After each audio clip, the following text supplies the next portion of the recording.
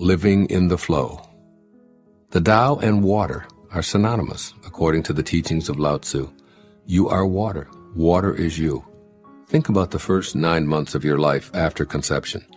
You lived in and were nourished by amniotic fluid, which is truly unconditional love flowing into you, flowing as you. You are now 75% water, and your brain is 85% water, and the rest is simply muscled water. Think about the mysterious, magical nature of this liquid energy that we take for granted. Try to squeeze it, and it eludes us. Relax our hands into it, and we experience it readily. If it stays stationary, it will become stagnant. If it's allowed to flow, it will stay pure. It does not seek the high spots to be above it all, but settles for the lowest places. It gathers into rivers, lakes, and streams, courses to the sea, and then evaporates to fall again as rain. It maps out nothing, and it plays no favorites. It doesn't intend to provide sustenance to the animals and plants.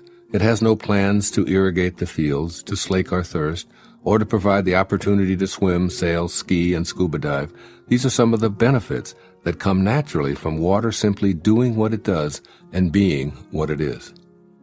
The Tao asks you to clearly see the parallels between you and this naturally flowing substance that allows life to sustain itself. Live as water lives, since you are water. Become as contented as is the fluid that animates and supports you. Let your thoughts and behaviors move smoothly in accordance with the nature of all things. It's natural for you to be gentle, to allow others to be free to go where they're inclined to go, and to be as they need to be without interference from you. It is natural to trust in the eternal flow, to be true to your inner inclinations and stick to your words. It's natural to treat everyone as an equal. All of these lessons can be derived by observing how water, which sustains all life, behaves. It simply moves, and the benefits it provides occur from it being what it is, in harmony with the present moment and knowing the truth of precisely how to behave. What follows is what Lao Tzu might say to you based upon his writing of the 8th verse of the Tao Te Ching. First, when you're free to flow as water, you're free to communicate naturally. Information is exchanged and knowledge advances in a way that benefits everyone. Be careful not to assign yourself a place of importance above anyone else. Be receptive to everyone, particularly those who may not routinely receive respect, such as the uneducated or the homeless or troubled members of our society. Go to the low places loathed by all men, and have an open mind when you're there. Look for the Tao in everyone you encounter, and make a special effort to have acceptance, gentleness, and kindness course through you to others. By not being irritating, you'll be received with respect. By making every effort to avoid controlling the lives of others, you'll be in peaceful harmony with the natural order of the Tao. This is the way you nourish others without trying. Be like water, which creates opportunities for swimming and fishing and surfing and drinking and wading and sprinkling and floating and an endless list of benefits by not trying to do anything other than simply flow. And secondly, let your thoughts float freely. Forget about fighting life or trying to be something else. Rather, allow yourself to be like the material compound that comprises every aspect of your physical being. In the Hidden Messages of Water, Masaru Emoto explains that we are water, and water wants to be free. The author has thoroughly explored the ways in which this compound reacts, noting that by respecting and loving it, we can literally change its crystallization process. If kept in a container with the words love or thank you or you're beautiful imprinted on it, water becomes beautifully radiant crystals. Yet if the words on the container are you fool, Satan, or I will kill you, the crystals break apart, are distorted, and seem confused. The implications of Emoto's work are stupendous.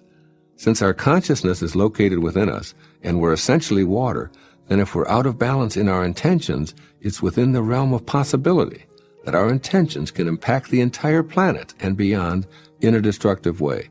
As our Creator, the eternal Tao, might put it, water of life am I, poured forth for thirsty men. Do the Tao now. Drink water silently today, while reminding yourself with each sip to nourish others in the same life-flourishing ways that streams give to the animals and rain delivers to the plants. Note how many places water is there for you, serving you by flowing naturally. Say a prayer of gratitude for this life-sustaining, always-flowing substance. Here's a quote from Marcus Aurelius, the famous Roman emperor. The happiness of your life depends upon the quality of your thoughts. Take care that you entertain no notions unsuitable to virtue and reasonable nature. And here's Mother Teresa.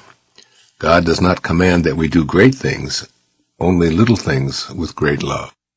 There are no justified resentments. You hear people say this all the time. I have a right to be upset because of the way I've been treated. I have a right to be angry, hurt, depressed, sad, and resentful. Learning to avoid this kind of thinking is one of my top 10 secrets for living a life of inner peace, success, and happiness. Anytime you're filled with resentment, you're turning the controls of your emotional life over to others to manipulate. I became aware of how powerful this lesson was many years ago while sitting in on a meeting of 12 people who were in a recovery group for alcoholism and drug addiction. All 12 of those people were accustomed to blaming others for their weaknesses, using almost any excuse as a rationale for returning to their self-defeating ways. On a poster hanging in the room were these words, "In this group, there are no justified resentments." Regardless of what anyone would say to another group member, no matter how confrontational or ugly the accusations, each person was reminded that there are no justified resentments. You may need to consider whom you resent before you make your own choice about whether this is useful for you. Resentments give you an excuse to return to your old ways. This is what got you there in the first place. Why resentments are there? You may be familiar with a popular television show called Who Wants to Be a Millionaire? If the contestant answers 15 multiple-choice questions, he or she wins $1 million. Starting with a $100 question, the person in the hot seat answers 5 questions until reaching the $1,000 level. At this point, the person is guaranteed to leave with something. Then the questions increase in difficulty. If the contestant reaches $32,000, again there's a guarantee of leaving with that amount. So there are 2 crucial levels to attain. The $1,000 level, which is achieved by answering 5 relatively simple questions, and the $32,000 level, which involves 5 increasingly difficult questions. I've just related details about this TV program to present the idea of the 2 levels that you must achieve in order to have a chance at the highest $1 million level of awareness. The $1,000 level is one in which you can learn to leave blame behind in your life. If you don't do so, you're going to go home with nothing. Removing blame means never assigning responsibility to anyone for what you're experiencing. It means that you're willing to say, I may not understand why I feel this way, why I have this illness, why I've been victimized, or why I had this accident, but I am willing to say without any guilt or resentment that I own it, I live with it, and I am responsible for having it in my life. Why do this? If you take responsibility for having it, then at least you have a chance to also take responsibility for removing it or learning from it. If you're in some small way, perhaps unknown, responsible for that migraine headache or that depressed feeling, then you can go to work to remove it or discover what its message is for you. If, on the other hand, someone or something else is responsible in your mind, then of course you'll have to wait until they change for you to get better, and that is unlikely to occur. So at the $1,000 level, blame has to go. Otherwise, you go home with nothing and are unable to participate at the higher levels. You must be willing to pass a new test at the second critical level, the $32,000 question, which is the final obstacle you must face in order to move into the more exalted realm of self-actualization and higher consciousness, the $1 million spiritual level, if you will. At this level, you must be willing to send the higher, faster energies of love, peace, joy, forgiveness, and kindness as your response to whatever comes your way. This is the start of the uncrowded extra mile, where you have only one love to give away. Someone says something to you that you find offensive, and rather than opting for resentment, you are able to depersonalize what you've just heard and respond with kindness. You would rather be right than kind. You have no need to make others wrong or to retaliate when you've been wronged. You do this for yourself. There's a Chinese proverb, if you're going to pursue revenge, you'd better dig 2 graves. Your resentments will destroy you. They are low energies. And along the extra mile, you'll only meet others who have fully grasped this concept. The ones who haven't made it to this level are all back with the crowd who went out of the game long ago on an easier question, and most are still back there wondering why they keep going home with nothing.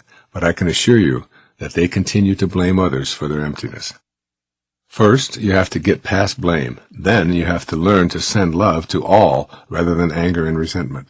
The story is told of the enlightened master who always responded to outbursts of criticism, judgment, and ridicule with love, kindness, and peace. One of his devotees asked him how he could possibly be so kind and peaceful in the face of such disparaging invective. His response to the devotee was this question: if someone offers you a gift, and you do not accept that gift, to whom does the gift belong? The answer leads us to the extra mile. Ask yourself, why would I allow something that belongs to someone else to be a source of my resentment? As the title of a popular book says, what you think of me is none of my business. My teacher, Abraham Maslow, used to say that to become independent of the good opinion of other people is among the highest qualities of people who reach these levels of higher consciousness, or what we're talking about, the meaning phase of our life, or the afternoon of our life. And most of us get so consumed with what other people think of us. And when Buddha offered that quote, when his devotee said, how can you be so calm in the face of all that criticism? His answer was that question, which was, someone offers you a gift and you don't accept that gift, to whom does the gift belong? And they all thought about it and then realized that when someone offers you a gift of their opinion, no matter what it is, if you don't accept it, then it doesn't belong to you. And why in the world would you ever be upset about something that belongs to someone else? It's theirs, it's not yours. And that's something that each and every one of us can cultivate. And it goes way beyond just that great spiritual story. It goes into when we put our focus on how much money am I making, or how much prestige do I have, or did I get that promotion, or did I win the game? All of that is really about being dependent upon the good opinion of other people. You ever watch television and see when the football game is on and the cameras pan the crowd and everybody's number one, and I think, only one person can be number one. Only one. But there's all of us out there. So even in a competitive tennis match, or whatever it might be that you're doing, there's still the place within you where you can allow other people's opinions to be just what they are, and to just enjoy every single moment of it. Just recently, in an Olympic match, there was a high hurdler who was running for the gold medal.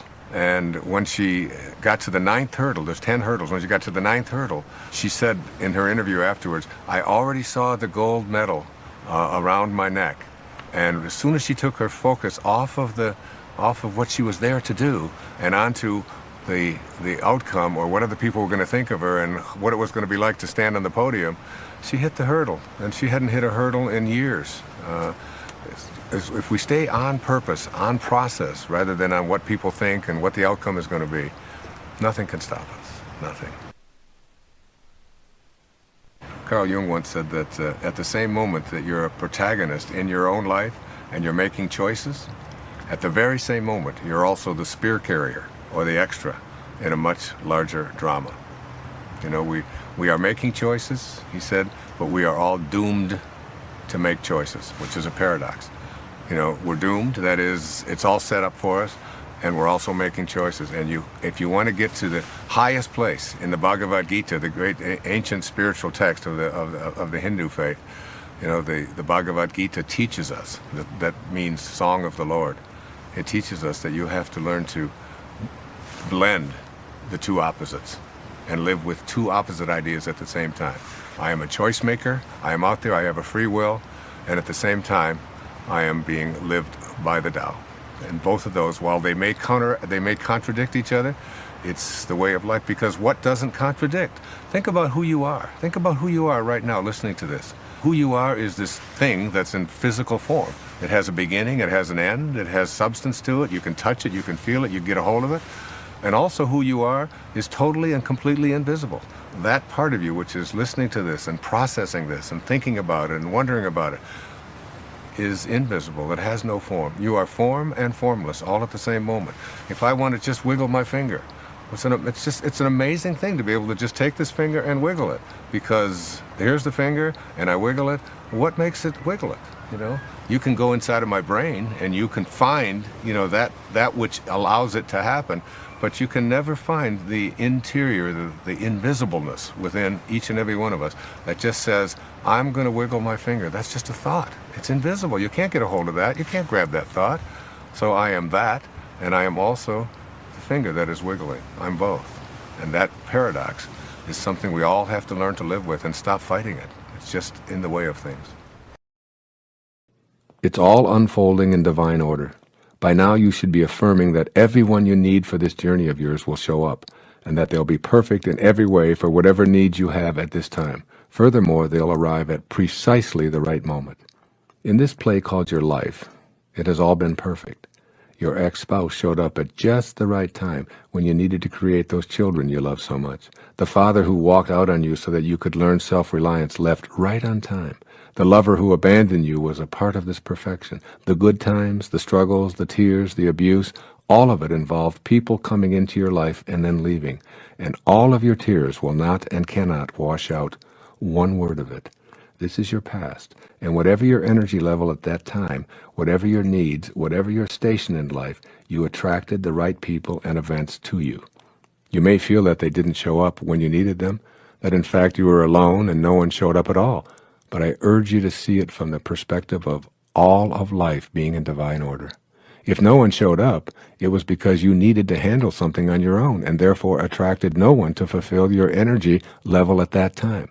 Viewing the past as a play in which all characters and all entrances and all exits were scripted by your source and was what you attracted at the time frees you from the very low energies of guilt, regret, and often revenge.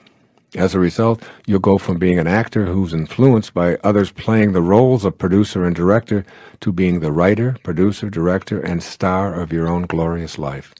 You'll also be the casting director who possesses the ability to audition anyone you choose. Base your choices on taking the path of no resistance and staying harmonized with the ultimate producer of this entire drama, the universal, all-creating mind of intention. You must be what it is that you are seeking. This is a universe of attraction and energy. You can't have a desire to attract a mate who's confident, generous, non-judgmental, and gentle and expect that desire to be manifested if you're thinking and acting in non-confident, selfish, judgmental, or arrogant ways.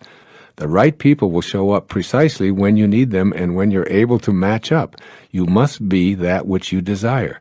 When you are what you desire, you attract it by radiating it outward. You have this ability to match up with the power of intention and fulfill your intention to attract ideal people and divine relationships. Love can only be attracted by and returned by love. The best advice I can give for attracting and maintaining spiritual partnerships, as is emphasized here, is to be what it is that you're seeking.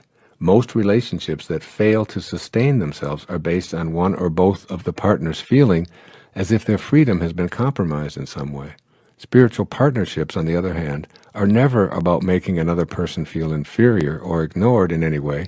The term spiritual partnership simply means that the energy that holds the two of you together is in close harmony with the source energy of intention that I've described earlier.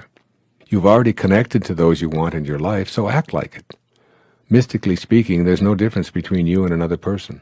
A weird concept, perhaps, but nevertheless valid. This explains why you can't hurt another person without hurting yourself, nor can you help another person without helping yourself.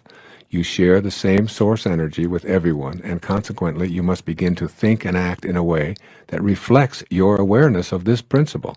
When you feel the need to have the right person show up, begin to change your inner dialogue to reflect this awareness. Rather than saying, I wish this person would show up because I need to get out of this rut, activate a thought instead that reflects your connection, such as, I know the right person will be arriving in divine order at precisely the perfect time.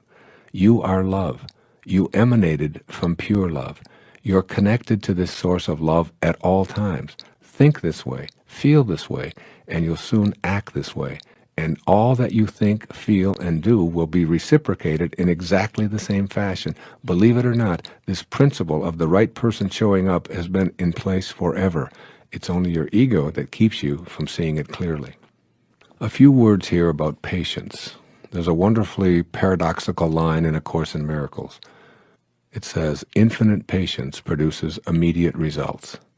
To be infinitely patient means to have an absolute knowing within you that you're in vibrational harmony with the all-creating force that intended you here.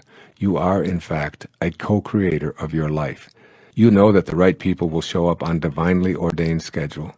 Attempting to rush the schedule based on your own timetable is akin to getting down on your knees and tugging at an emerging tulip shoot, insisting that you need the flower now. Creation reveals its secrets by and by, not according to your agenda.